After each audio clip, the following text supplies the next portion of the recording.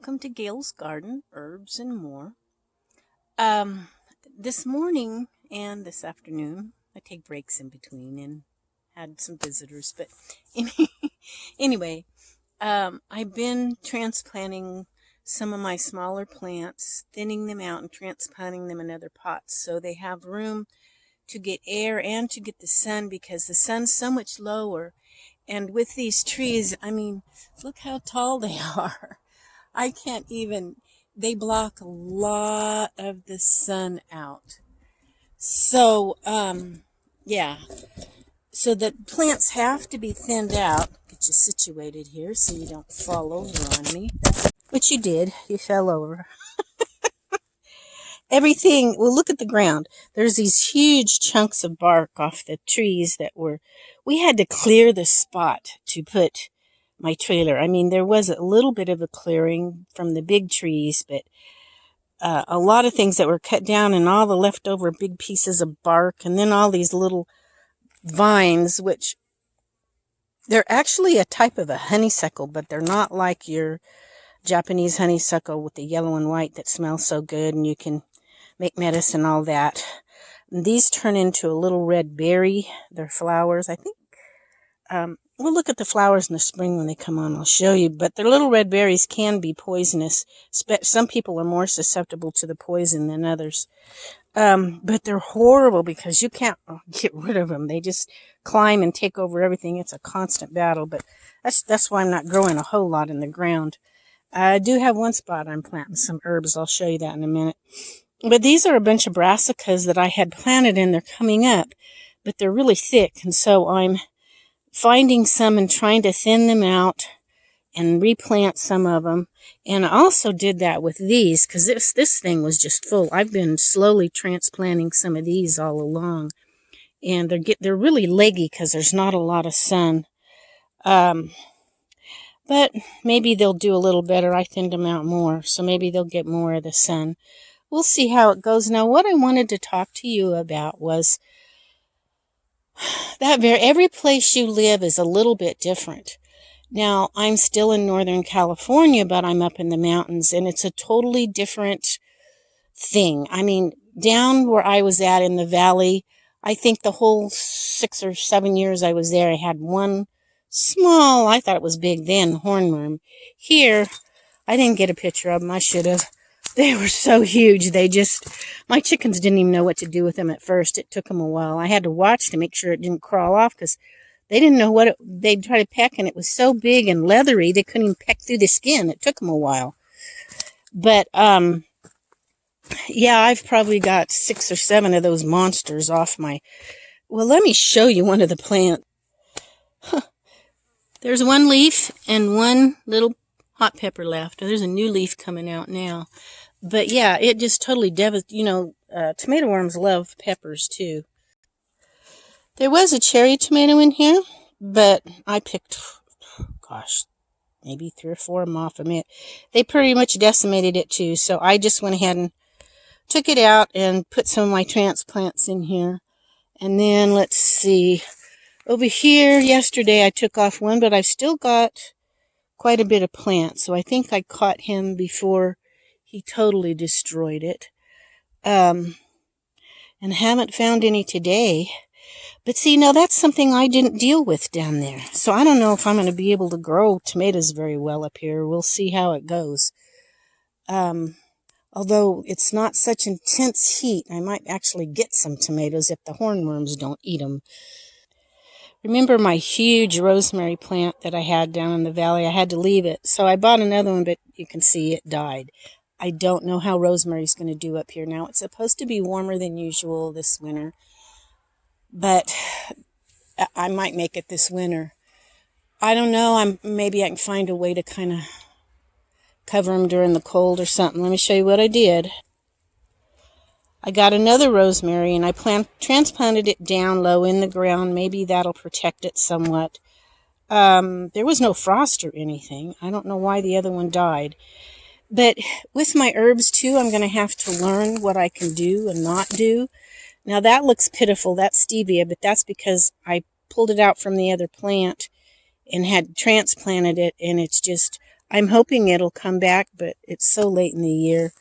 Trying to do all this late, I don't know, with not a lot of sun, but I didn't want to do it in the middle of the hot summer. They sure wouldn't have lived.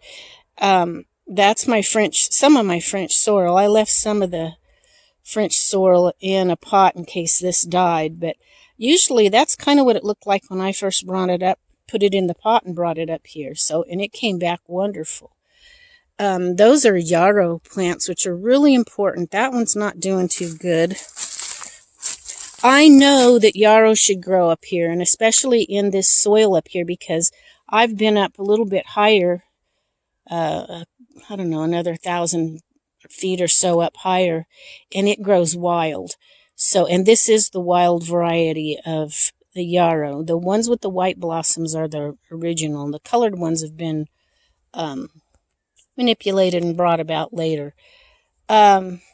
So you have to realize, when you're watching videos of other people, you can get ideas from other people, but you can't always do everything exactly as they do, because you might have an area that is just very, very different, and certain plants don't do as well. You have to experiment and find the plants that do well in your area. That's true of herbs and vegetables and fruits. Apples should do good up here, but I don't have an apple tree here. I put my strawberries back here, and we'll see how they do. I don't know if I'll be able to cover them or not. This is one of my kales I planted by seed when I first got up here, so it's doing well. It's one that I transplanted and I set the little pot over here, so it seems to have transplanted well and is growing. But yeah, those those vines that I hate so bad, they're growing up over that stump. It's kind of pretty right now, but they'll grow over my plants and everything if I don't keep them pulled out. Now, you can see these I just transplanted today, and they're really droopy. Whereas that last one I just showed you, I transplanted it, I don't know, a couple weeks back. It's doing great. But yeah, we'll see what happens. This is an echinacea. I cut it way back and put the roots in there. I don't know if it'll come back in the spring or not from the roots. I'm hoping, because usually echinacea dies back every fall, and then it'll come back in the spring. So I'm hoping, or I'm going to have to start from the beginning with seeds. I do have another one here. The flower is dried out now, but you can see from the flower there is an echinacea in there, plus some lettuce and mustard greens. So I don't know, it probably can't get very big in these little containers anyway, but it is growing. I don't know how echinacea is going to do up here. I really don't. I think lettuce will do good. I used to garden up here in the hills years ago, but it was a different place than this one. And I had a huge garden, but my goodness, that was like 35 years ago on that place. And I remember having a huge garlic harvest, so garlic will probably do pretty good. It was a little higher up in a different place. Here where I'm at, the ground is super full of big rocks everywhere. Big, little, small, there's just rocks everywhere. It's hard to go garden in the ground, and it's hard clay, and it's just, I have a lot of pots. I'm glad I have a lot of pots. But with herbs, sometimes when they're stressed, if they make it, they will give you a much stronger medicine in the herbs if they've been stressed a little bit. And I just find especially the rosemary, does much better in the ground than in pots. I did have a rosemary plant in pots for a few years, and then I planted it in the ground down at my last garden where I started this channel, and it got huge. I mean, it did wonderful. So, yeah, they do seem to do better that way. I've got another little tomato in a bucket. What I did there, some of I cut pieces off and stuck them in the buckets and brought them up here. We'll see. it was hard to garden when you're in the middle of moving and everything, and then it was so freaking hot. Oh, I don't usually say that, but it was really hot. So I just really don't know how. There's no bees. Like I said in my other video, I seen one bee this whole summer. There is some bumblebees. So, see these little cucumbers on here? They've been on there a while. I don't know if they'll grow because they'll get like that, but if they're not pollinated, now that one looks like it might be growing. I don't know. They fall off. So, I'm hoping the bumblebees, or there's these little gnats that fly around. Maybe they got them. I don't know, but I'm hoping I'll get some cucumbers before cold, where it gets too cold for cucumbers. So, I don't have any squash plants up here. I do have one, but it's little and I'll never get squashed. I'll be surprised if I get squashed off from it. The squash do not take cold at all. I did plant me a bunch of green onions. If garlic does get up in the hills, a green onion should do pretty good too. I've got more kale, I've got radishes, I've got lettuce and radishes in there, I've got kale, cucumber, and radishes in there. These are cauliflowers. I couldn't find any cabbage plants, so, and the only seeds I have is a cabbage I really don't want to grow. I wasn't real, I mean, they had beautiful plants, but the heads don't form real tight, and the bugs get in them real easy. Although mine did pretty good down there. But I'm going to have to experiment and just see how all this stuff does. Talking about worms, they weren't the hornworms, but I had these other horns on this one. Not horns, worms. And I took off the really bad leaves. This one's pretty rough, but it's got enough it might help to feed it. So this is my kale tree. And I just don't know how things are going to go. I don't know how my beets are real slow growing. I got a few there. So I won't get beets probably till next spring. I do have some bok choy and celery here. My bok choy looks really good. I've had it in here for, I don't know, a few weeks. And it's looking green and beautiful and healthy. And knock on wood, the worms haven't got it yet. Another transplant I transplanted today. But the main thought I really wanted to leave with you is you have to check the climate where you're at. And there's many microclimates within your main climate as to different areas of where you may have things planted. So I've been drying sweet potato leaves and strawberry leaves and different things to put in a greens mix. Look at this. It's finally taken off. It was a little bitty tiny thing this summer and didn't want to grow, and now it's growing. I wonder how many. If I were to say, okay, you guys, what is this? I like your answers below. In the next video, I'll tell you. That'd be a fun game. You tell me what you think this plant is. Let me get down here and show you real good. And you all tell me what you think this plant is. And then I'll tell you in the next video. That'll be fun. Everybody guess what plant that is. But anyway, it usually grows much earlier in the year. It's just now growing here. So I'll have some of that to get later. I just got me a little bit of parsley implanted the other day. But we'll see how things go. Now, blueberries usually do good up here, so I'm hoping for good things for my blueberry plants. There is these horrible, and I didn't have them down below in the valley either, but there's these horrible, the ugliest looking bugs you've ever seen. We call them potato bugs, but they're big. The body itself's like that. That's not including the big spider-like legs that it has and fangs and everything.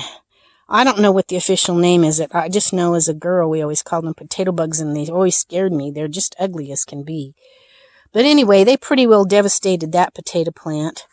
So far, I've still got, this is the only, no, this is a good potato plant, this one. But it looks like something's been kind of getting it a little bit too. So I hope my son killed one of those ugly things the other day. So I probably am not going to be able to grow potatoes real well up here. I don't know how my sweet potatoes will do. We'll see. they struggled. It'll be hard to tell this year because they struggled down there. So they're just now starting to take off and give me a few leaves. Things are just really weird in the garden. But yes, you have to figure what kind of climate you have, microclimates that you have for your herbs and your veggies. So anyway, I'm going to leave you all with that, just a thought. And hope you enjoy the channel. I know some are going to be more interesting to certain people than other people. I can't please all the people every time. But I'm hoping this will help maybe some of the newer people or some of the people that may have moved. A lot of people seem to be moving the last year or two. Because when you move, it's a whole new ball game where you go. But the experiences that you've got from gardening stay with you through the years. So it helps you to implement other things and ideas. And as new experiments come when you move or whatever, you learn new things, but the old also helps. So hang in there, keep gardening, don't quit, no matter how hard. It's really important. And you're going to be so richly blessed when you get things out of your garden, or if you get really hungry and you have something to go out and pick and eat. And it really will help offset the price of things that are so ridiculous in the stores. So it really helps if you have a garden. I come out and pick stuff almost every day to eat out of here, and I don't have much in here to eat, really. I just have a lot of plants, and I do have some things scattered here and there, but a lot of it is stuff I'm just trying to get growing or trying to revive from being left for months in super hot heat and no one there to water them, or, just trying to bring plants back. And but anyway, keep on keeping on. And pray over your garden. I do. And, you know something? I got to tell you this real quick. I think I've mentioned it in other videos. I had the best huge garden in Kentucky at one place that I lived for several years, the house. And I would go out there with my guitar and sit down in the middle of my corn. And there was green beans and everything all around. I had it was huge garden. And I would sing. I would practice my singing out in the garden. And my plants loved it. The year that I really did that, where I really did it, a lot of times I was just too busy. But one year I spent a lot of time in the garden just singing. And that was the best garden year I ever had in my life. My plants loved it. They've done scientific experiments, and they say like hard rock music would cause the plants to kind of curl up and not do well. But Beethoven and stuff like that, they seem to do better. And I only remember those two. I don't remember if they tried the experiment with others, but they play music in barns for cows too. Music is an amazing tool, even for your plants, believe it or not. I don't think I'm crazy. That's true. Look it up. Anyway, I'll catch you all later. See you next time. Give me a thumbs up if you would. Bye now.